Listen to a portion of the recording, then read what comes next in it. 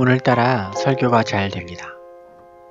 원래 잘하시는 그레이스지의 통역은 오늘따라 불이부터 숨소리까지 통역해 주시는 듯 말씀을 사모하는 성도들의 열기에 이제 막 찾아온 겨울 손님이 민망할 지경. 투수가 공이 잘 되는 날에는 야구공 실밥이 손에 긁힌다고 하는데 오늘따라 설교가 잘 되는 것이 목청 너머 말소리가 혀끝에 착착 감겼다 나갑니다. 오늘처럼만 하면 나도 찰스 스펄전 하겠다. 이렇게만 하면 나도 10만 명 모아놓고 설교하겠다. 누가 귀에 대고 설교문을 읽어주는 듯 나도 성스러운 그분 말씀 통역하는 듯 신이 나서 열심히 선포합니다. 흥겨움에 즐거움에 취해 있는데 혀끝에 뭐가 걸리는 기분. 앞니를, 송곳니를, 그리고 어금니를 아무도 몰래 살짝 쓰다마 봅니다. 뭔가 아닌데 뭐가 걸리는데 도대체 모를 기분. 그러다 에라몰라 다시 말씀 전합니다. 오늘은 내가 이해한 것보다 더 잘 전했다. 기분이 좋습니다. 예배가 끝나고도 누가 안 알아주나 혼자 마음이 좋아 흥얼흥얼합니다. 주일 설교 잘 전했으니 밥값은 했다 싶은 마음에 모처럼 외식 나온 식당 밥을 잘도 먹는데 입맛도 좋아 즐겁게 먹고 있는데 다시 혀끝에 뭔가 걸리는 기분. 닭뼈가 이에 걸렸나 딱딱한 밥알이 걸렸나 이를 더듬는 혀끝에서 뭔가 폭삭 주저앉습니다. 닭뼈도 밥알도 아닌 것은 바로 깨어진 어금니 조각. 설교 한번 잘하고 어금니 깨먹으면 난 앞으로 뭐 먹고 사나.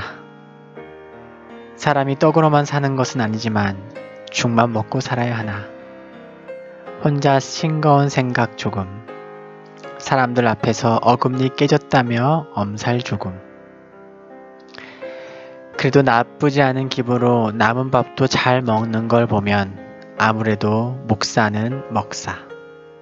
설교가 잘 되어야 밥값 한 기분이기 때문입니다. 안녕하세요. 오늘도 현지에서 여러분에게 성경을 읽어드리는 백환승 목사입니다. 한 주간 잘 지내셨습니까? 저희도 잘 지내고 있습니다. 인도는 이제 가을을 넘어 겨울을 향해 나가고 있습니다. 한동안 약간 중간 기간이었던 것 같고요. 가을과 겨울 사이를 모기들이 점령하다시피 했습니다. 그 많은 모기가 다 어디 나오는 건지. 사실 오늘 오프닝을 깨진 어금니로 할까 모기 이야기를 할까 하다가 깨진 어금니 얘기를 했는데요. 아무튼 날씨가 갑자기 확 추워졌는데 그게 나름 반갑습니다. 그 모기가 사라졌어요. 정말로 아니 그만큼 모기가 다 어디 갔지? 할 정도로 모기가 사라졌고요. 그렇게 많이 추운 것도 아닌데요. 인도 모기도 추위에 약한 것 같습니다. 지금 그래도 낮에 한 20몇 도 되는데 모기가 사라졌어요. 네, 아주 감사하고 있습니다. 네, 한동안 책상에 앉아있는 게 모기 향 이런 거 피워놔도 발을 너무 무니까 하다 못해 이제 모기장 들어가서 도망치고 그랬었는데 아무튼 모기가 사라진 이제 본격적인 겨울. 한국은 훨씬 더 많이 춥죠. 이렇게 한국에서 이제 동기들 모임한 사진 보니까 전부 다 잠바 두꺼운 거 입고 계시더라고요. 네, 그랬습니다. 네. 소식지 보내드렸듯이 잘 지내고 있고요. 얼마 전에 또 결혼기념일이어서 또 아기랑 루아랑 같이 가족끼리만 오붓하게 동물원을 한 2시간 갔다 왔습니다. 그 유모차가 지금 없는 상황이라 인도에서는 사실 유모차가 거의가 필요가 없습니다. 왜냐면 이제 길이 워낙 좋지 않기 때문에 유모차 무슨 SUV 같은 유모차가 있으면 모를까 찝차 같은 유모차가 있으면 모를까 유모차를 몰 수가 없어요. 그래서 유모차는 애시당초 포기를 했었는데 동물원 같은 데 갈 때 유모차가 없으니까 정말 힘들더라고요. 그래서 루아가 한 12, 3kg 되는데 걔를 계속 들고 다니다 보니까 사진은 아주 즐겁게 웃으면서 찍었지만 아주 땀은 범벅이 됐습니다. 그래도 가족끼리만 이렇게 또 팀원들도 가족이지만 이렇게 갔다 오니까 또 뭐랄까요, 또 감회가 새롭고 또 즐거웠습니다. 아는 후배에게 오늘 그런 얘기를 했는데 자녀를 낳는 것을 이야기하면서 뭐라고 해야 될까요? 이 땅에서 누릴 수 있는 하늘에 가까운 기쁨이라고 제가 표현했어요. 제가 표현하고도 놀랐어요. 이렇게 멋진 표현, 좋은 표현이다 라는 생각을 했는데요. 그런 것 같습니다. 이렇게 좋은 물건을 사고 맛있는 것을 먹고 이 세상에서 누릴 수 있는 즐거움들이 많이 있는데 그 아이와 함께 가족이 함께하는 그 기쁨, 아침에 일어났을 때 잠자고 있는 아내와 아기를 보는 그 기쁨은 이 땅의 모습을 하고 있지만 하늘의 기쁨을 가장 닮은 모습이 아닌가 하는 생각을 하게 돼요. 네. 하여튼 너무 감사하게 가족을 주셔서 하나님께 너무 감사하고요. 감사하고 있습니다. 네. 12월입니다. 이제 얼마 한 달도 이번 달도, 올해가 2016년 얼마 남지 않고 2017년이 다가오고 있습니다. 네. 말씀을 또 한 주간 열심히 묵상하고 또 나눴는데요. 12월 한 달도 또 변함없이 열심히 묵상하고 나누려고 합니다. 오늘 오늘 저 오프닝에 제가 이제 설교 얘기를 했는데 제가 이제 요한복음 19장에 지지난주 했던 설교 내용은 내가 목마르다, 여자여 내가 목마르다 다 이뤘다 이거를 인도 성도들에게 설교를 했어요. 근데 이게 이제 제 유튜브 설교를 들어보시면 알겠지만 그게 쉽지가 않거든요. 쉽지가 않은 설교인데 이 설교 너무 이렇게 성도들에게도 하고 싶어서 하면서도 좀 반신반의를 했어요. 왜냐면 이제 워낙 다뤄야 되는 내용들이 많고 표현이 이렇게 그냥 사실 이제 인도 성도들은 사실은 이제 교육 수준도 떨어지고 이렇기 때문에 사실은 과연 이게 전달이 될까 하는 생각을 했어요. 그 정도로 했었는데 모르겠습니다. 그 전에 이제 유튜브로 설교 말씀을 이제 녹음하고 이런 준비를 해서 그랬던 건지 너무 정리가 잘 돼서 이야기가 되는 거예요. 상당히 복잡한 내용이고 저도 이렇게 이렇게 정확하게 언어화시키는 것이 쉽지 않았는데 그날 설교는 너무 그게 잘 되는 거예요. 그리고 이제 성도들 이해를 잘하고 네, 죄송합니다. 제 자랑을 했는데요. 아무튼 하여튼 그랬는데 이제 이빨을 깨먹었죠. 제가 뭐 설교를 하면서 막 입을 딱딱거린 건 아닌데요. 원래부터 썩어있던 아말감으로 이제 떼우고 간 건데 아마 안에서 썩은 것 같아요. 이제 깨진 이빨을 이렇게 보니까 안에서부터 썩었더라고요. 안에서 썩어서 이제 밖으로 이렇게 나온 거죠. 그런 이빨이 썩은 모습을 보면서 글에는 다 담지 못했지만 내 속사람은 그렇게 내버려두면 안 되겠다. 결코 어금니는 좀 깨먹을 수 있고 안에서부터 썩어서 깨먹을 수 있지만 내 영혼은 그렇게 안에서부터 썩어서 깨지지 않도록 내가 하나님 앞에 더 잘 서고 또 많은 사람 이렇게 교제 가운데서 잘 표현하고 이게 지금 이제 선교 이제 2년 차잖아요. 그러니까 이제 몸도 마음도 이제 이제 1년 차에 아드레날린이 막 분비되면서 좋아 이거야 그래 할 수 있어 이걸 넘어서는 모르겠습니다. 제가 이제 체력이 약해서 그럴 수 있죠. 말할 수 없는 피곤함이 있어요. 몸과 마음과 영혼이 말할 수 없이 피곤한 것이 있는데 지금 열심히 극복하고 있는데요. 그 깨진 어금니를 보면서 그런 생각을 했습니다. 내 영혼과 내 속사람은 이렇게 내버리지 말아야지 절대로. 네, 하여튼 그렇습니다. 그래서 열심히 운동도 하고 헬스장 열심히 가고 있습니다. 네, 기도해 주시고요. 네, 이제 좀 있으면 이제 대망의 3년차 아직 좀 남았죠. 2월달 돼야 이제 3년차인데 3년차를 들어가면 하나님께서 좀 더 회복된 몸과 마음과 영혼으로 좀 더 적응된 인도의 기후와 환경과 상황과 이런 것들 가운데 또 삶의 패턴이 바뀌어 있잖아요. 그것에 완전히 좀 적응돼서 조금 더 힘있게 또 사역을 하고 말씀을 전하고 할 수 있도록 기도해 주셨으면 좋겠습니다. 네, 오늘은 서두가 너무 길었죠. 네, 요한복음 19장 31절부터 42절 말씀입니다. 여기서 오늘 말씀에서 중요한 것은 이제 물론 이제 여기서 이제 중요하게 이렇게 설교할 때 많이 다루는 건 예수님이 다리를 꺾지 않았다, 뼈를 꺾지 않았다. 알고 계신 것처럼 십자가 행위라는 것이 워낙 그 고통스러운 형벌이고 또 이게 이제 한마디로 거의 아파하다가 질식해서 죽는 거거든요. 다리도 이제 이제 못을 박아서 고정시킵니다. 팔과 다리를 못으로 고정시키는데요. 그래서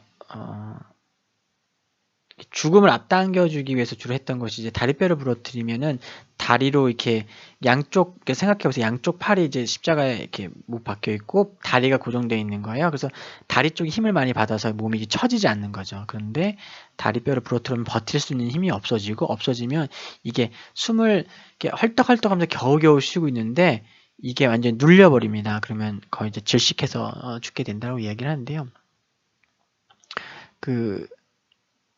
예수님을 국리력에서 그렇게 한 것이 아니라 이제 지금이 안식일을 준비하는 준비일인 거예요. 게다가 6월절을 앞두고 있는, 그래서 큰 안식일이라고 이제 성경에서 표현하고 있는데요.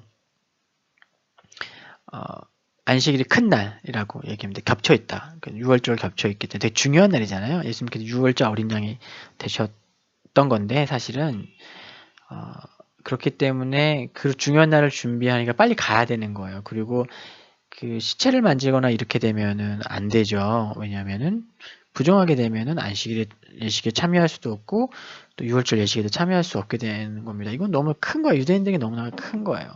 그래서 부정을 타지 않도록 스스로 보호하는 것. 구약적 개념의 거룩이라는 것은 이렇게 더러운 것을 피하는 것이 구약적 개념의 거룩이죠.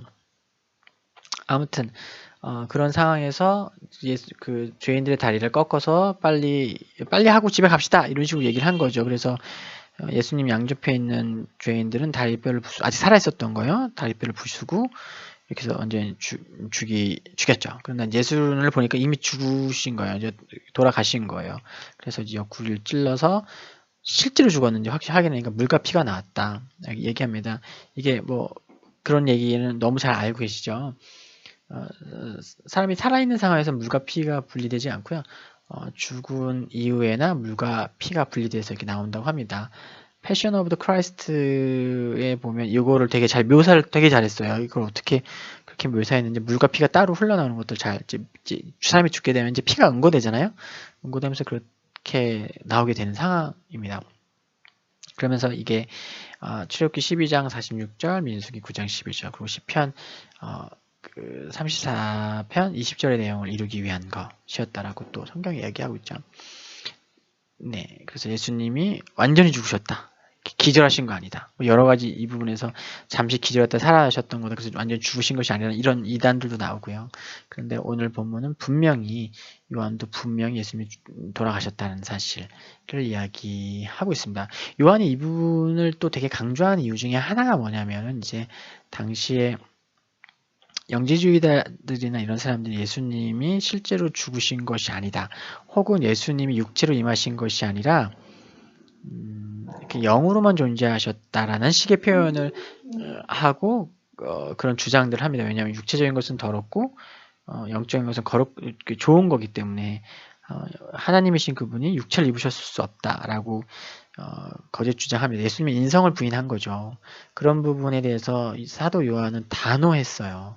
그렇기 때문에 물과 피가 이렇게 흘러나오는 모습을 이렇게 생생하게 묘사하는 것이죠. 그런 맥락에서 요한 1장을 보면 태초에 있는 생명의 말씀에 관해서 우리가 들은 바요, 눈으로 본 바요, 자세히 보고 우리 손으로 만진 바다 라고 이렇게 또 이야기합니다. 그분이 어떤 영적인 존재로만 있었던 것이 결코 아니라 실존하는 육체를 입으셨다는 것을 요한은 되게 많이 사도 요한은 강조하시죠. 그것이 너무나 중요하기 때문에. 그리고 오늘 말씀에서 보면 그 부분들이 잘 표현되고 있습니다. 예수님이 육체를 입으셨다는 것, 그리고 정말 기절하신 것이 아니라 완전히 죽으셨다는 사실을 아주 불안하시지만 그 육체의 생명이 확실하게 이렇게 끊어지셨다는 사실을 강조합니다. 오늘 저는 이 본문에서 그러한 부분들, 우리가 잘 알고 있는 부분 보다 약간 뭐랄까 에필로그처럼 나오고 있는 그 아리마대 사람 요셉과 니고데모에 대한 이야기를 조금 더 강조점을 둬서 이야기를 하고 싶습니다. 38절을 보면 아리마대 사람 요셉은 예수의 제자이지만 유대인들을 두려워해서 그것을 숨겼었다라고 요한이 이야기합니다. 그러니까 이제 뭐랄까 약간 아리마대 사람 요셉을 뭐랄까 질책하는 듯한 이렇게 목소리가 들리죠. 그러나 예수님이 돌아가신 이 사건 앞에서 아리마대 사람 요셉이라는 사람, 이 사람은 산헤드린 공회 회원이었고요. 지체가 높은 사람이었습니다. 명망 있는 사람이었고요. 미루어 짐작컨대 재력도 꽤나 있는 사람이었습니다. 그는 예수님의 제자였어요. 예수님을 믿었고 따랐습니다. 하지만 드러낼 수가 없었어요. 왜요?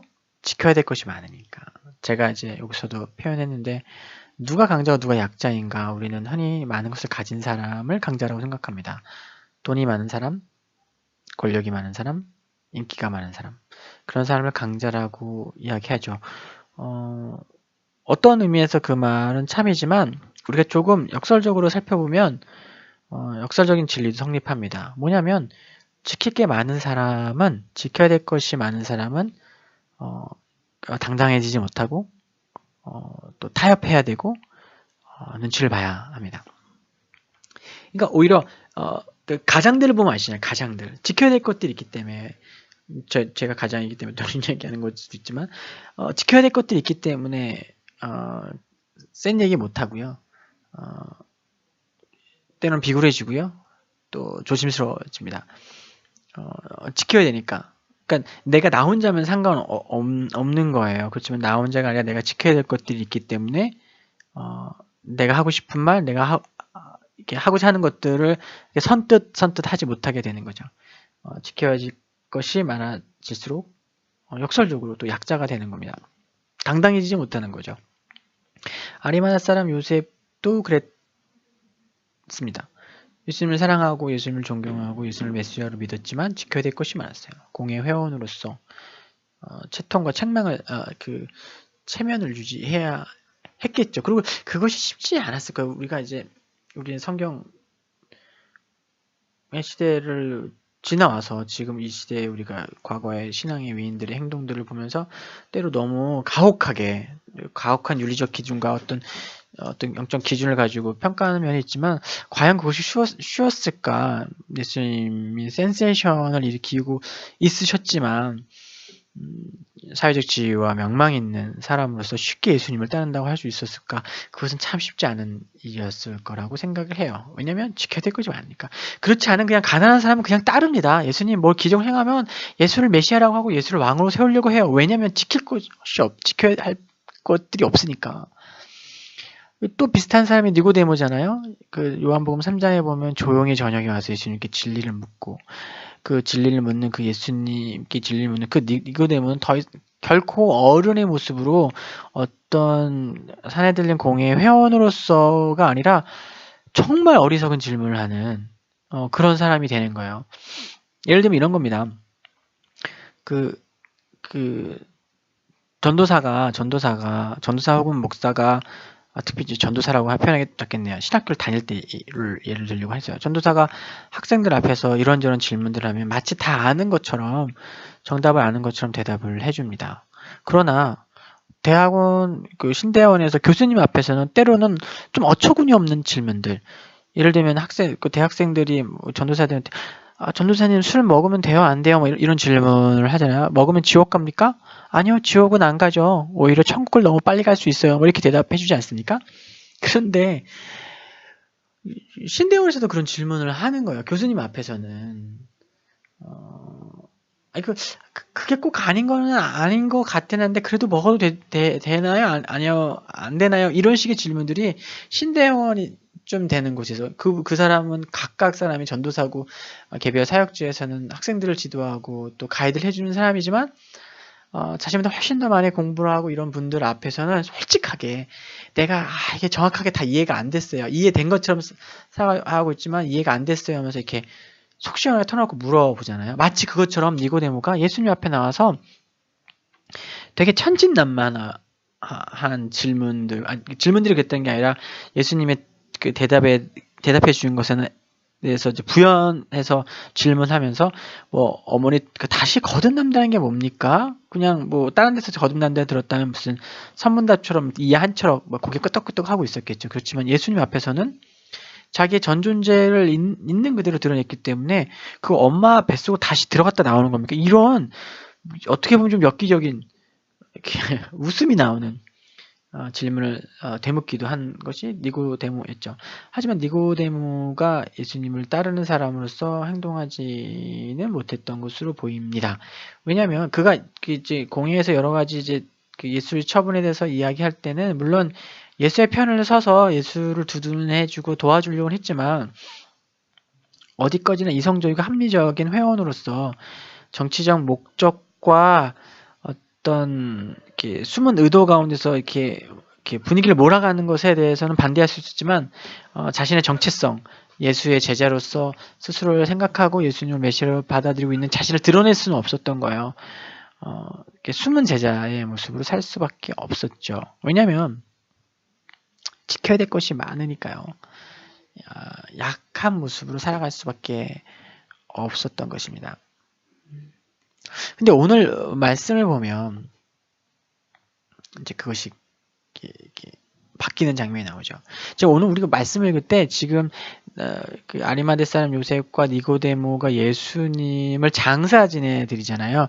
이게 되게 중요한 포인트고 놓쳐서 안 돼야 되는 포인트 중에 하나예요. 왜냐하면 지금 다른 모든 유대인들, 뭐 대제사장 이런 사람뿐만 아니라 일반 유대인들도 오고 있는 안식일의 예식에 참여하기 위해서 그날 거룩하게 자신을 구별내고 하나님 앞에 율법을 지키면서 나가기 위해서 고군분투합니다. 게다가 이것은 1년에 한 번밖에 없는 6월절이 겹친 안식일이란 말이죠.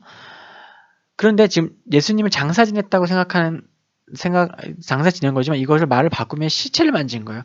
시체를 만지면 부정해집니다. 부정해지면 안식일도 참여할 수 없고 6월절에도 참여할 수가 없어요. 마치 이것은 어느 정도라고 생각할 수 있냐면 목회자가 실수를 하고 어떤 범죄를 해서 교회에서 치리를 받을 때 수찬금지라는 게 있어요. 그거는 성찬에 참여하지 못하는 거예요. 이것은 대단히 예수 그리스도의 그 피에 참여할 수 없는 거, 공동체에 참여할 수 없게 되는 거죠. 그것을 집전할 수 없게 되는 거. 그래서 수찬금지라고 하는데 이것은 대단히 수치스럽고 또한 이렇게 큰 이제 뭐랄까요? 치리가 되는 거죠. 그것과 마찬가지인 거예요. 왜냐하면 이 사람들은 공회 회원이고 명망 있는 사람들이고 유대인이라면 이것을 거룩하게 지키는 것이 얼마나 중요했겠습니까? 이것이 하나의 시대 정신이었고 이것에 목숨을 걸던 그 시대에 자진해서 스스로 시체를 만진 거예요. 예수를 만진 거예요. 예수를 장사지낸 거예요. 예수님은 모든 것을 가진 절대 강자셨지만 모든 것을 다 내려놓으심으로 우리를 대신해서 죽으셨습니다. 그리고 나서 그 이후에 모든 이름 위에 가장 뛰어나신 분이 되셨죠. 니고데모와 아리마대 사람 요셉에게 그렇게 십자가에서 돌아가신 예수님의 모습은 엄청난 충격이었고 그 충격 앞에서 아리마대 사람 요셉은 공개적으로 빌라도에 가서 그 시체를 처리할 수 있게 해달라고 요청을 하고 장사 지낼 수 있도록 요청을 하죠. 일반적으로 그냥 이런 죄인들은 그 동물의 밥이 되게 하거나 이런 아주 아주 비참한 그 최후를 보여주는 것이 맞는데 지금 나오는 빌라도는 그냥 우리가 계속 살펴봤지만 그냥 흔들리는 갈대처럼 요청하는 자들에게 이렇게 무리되지 않게 뭐든지 이렇게 뭔가 이렇게 약간 죄송합니다. 제가 이 공무원분들을 막 폄하하는 표현을 들릴 수 있겠지만 뭔가 하여튼 이렇게 문제가 되지 않는 이렇게 좋은 게 좋은 걸로 가는 식으로 빌라도가 많이 행동을 했어요. 달라고 하니까 하죠. 그렇지만 이것이 얼마나 큰 파장을 갖고 오겠습니까? 그러나 더 이상 그것을 신경 쓰지 않게 되는 거죠. 지킬 것이 엄청 많았던 아리마다 사람 요셉이 예수님의 이 모습을 보고 자기가 가진 것들을 이렇게 움켜쥐고 있던 것들을 내려놓는 장면입니다. 니고데모 역시 마찬가지이죠. 34kg 가량에 되는 모략과 침향을 가져서 예수의 장사를 지냅니다. 이것은 이 34kg면 어마어마한 양이죠. 생각해보세요. 이거 어마어마한 양이죠. 모략과 침향 34kg. 우리가 어디 밖에 가서 향수 사면 조그만 거 그 150ml 뭐 이렇게 들어있잖아요. 지금 여기서 얘기하는 34kg 정도에 되는 이 양은 왕을 장사 지낼 때 필요한 만큼의 엄청난 양이라고 합니다. 그래서 신학자들 사이에서도 이게 정말 34kg나 가져왔을까? 라고 논쟁을 해야 할 만큼, 그런 논쟁이 있을 만큼, 뭔가 단위가 잘못된 게 아닌가라는 논쟁이 나올 만큼 많은 양인 거예요. 그 당시에 왕이 죽었을 때 장사 지낼 때나 이렇게 소요되는 양만큼이었던 거죠. 어마어마한 양이죠. 그것을 가지고 와서 예수의 장례 지내는 것을 함께 하게 됩니다. 6월절에 참여할 수 없고 안식에 참여할 수 없게 된 것이죠. 더 이상 그들이 붙잡고 있던 율법과 그리고 또 보이지 않게 그들을 붙잡고 있던 사회적 명망과 인지도, 영향력에서 이렇게 벗어나게 된 것입니다. 부정하게 된 사람은 예식에 참여할 수 없고요. 또 유대인들의 그 대제사장과 지도자들이 전체가 합의한 상황에서 예수를 이렇게 죽였는데 그에 대한 이런 존중과 사랑과 경애를 표하는 것이 얼마나 큰 파장과 개인적으로 또 공동체 안에 있었겠습니까? 예수가 죽은 그 상황 가운데서 당당하게 자신을 예수의 제자로 세상 가운데 드러내는 장면이고요. 가진 것이 많아서 비굴하고 비겁한 약자가 될 수밖에 없었던 니고데모와 아리마다 사람 요셉은 정말로 모든 것을 가지신 그분이 자기의 모든 것을 아낌없이 내려놓는 그 모습 앞에서 자신도 자신들이 갖고 있는 일시적이고 이 현세의 것들을 내려놓음으로 예수님의 제자가 되는, 예수님을 따르는, 그래서 더 이상 비겁하거나 비굴할 것 없이 당당하게 세상 앞에 자신을 드러낼 수 있는 진정한 의미의 강자가 될 수 있었습니다. 우리의 믿음의 삶, 이 땅에서 삶도 비슷하다라고 생각합니다. 제가 이제 나이를 말씀드려서 죄송하지만 이제 보험 나이로 만으로 이제 35, 이제 36 이렇게 지나가고 있습니다. 참 가진 것이 없었는데 이렇게 조금씩 지나면서 이전에 가지지 못한 것들을 많이 가지게 되죠. 아까 서두에 얘기했지만 가족도 가지게 되고요. 자녀, 딸도 가지게 되고 이렇게 하나하나씩 가진 게 많고 목사라는 이름, 선교사라는 이름, 무언가 이런 것들이 더해지게 될 때 갈수록 용기가 없어지고 무언가 이렇게 참 내려놓기가 더 어려워지는, 참 많은 것을 내려놔서 이 자리에 왔다라고 생각을 했지만 계속해서 더 내려놓을 것들이 많이 보이고 그럴 때마다 참 많은 용기가 필요하구나. 왜냐면 내가 참 많은 걸 내려놨다고 스스로 생각하기 때문에 그런 것 같아요. 내가 여기까지 앞으로 더 해야 되나 하는 생각들을 하게 되는 것 같습니다. 그리고 오늘 말씀을 통해서 다시 한번 이렇게 더 내려놓고 더 내려놓는 것, 그것이 나를 더 강하게 하고 나를 더 십자가 앞에서 온전한 사람으로 살아가게 하는 것이다 라는 것들을 생각하고 또 묵상하게 합니다. 십자가는 우리에게 그것을 보여주는 것라고 생각합니다. 보여주는 것입니다.